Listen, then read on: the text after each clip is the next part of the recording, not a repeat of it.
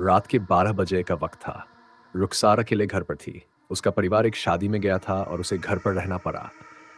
बाहर बारिश हो रही थी और ठंडी हवाएं अजीब सा सन्नाटा पैदा कर रही थीं। रुखसार अपने कमरे में बैठकर फोन पर कुछ देख रही थी, तभी दरवाजे पर दस्तक हुई। उसने चौंक कर इधर उधर देखा। इतनी रात को कौन हो सकता है?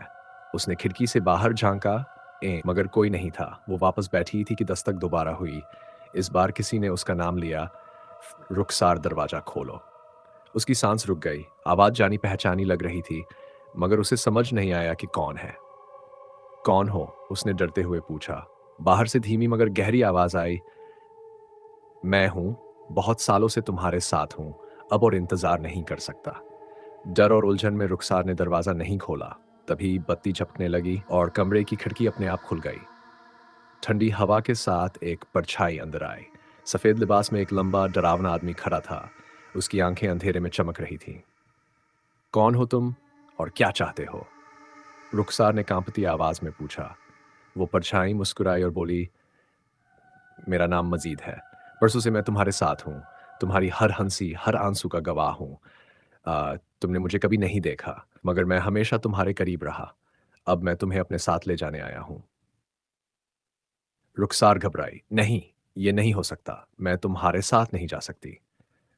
मजीद ने गहरी सांस ली और कहा, तुम्हें कोई समझ नहीं सकता रुखसार, लेकिन मैंने तुम्हें हमेशा समझा है।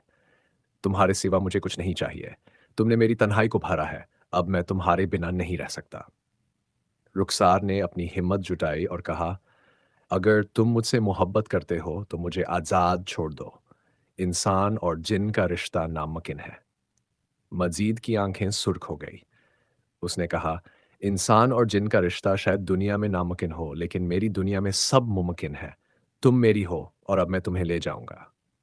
रुखसार चीखना चाहती थी, मगर उसकी आवाज जैसे गले में अटक गई।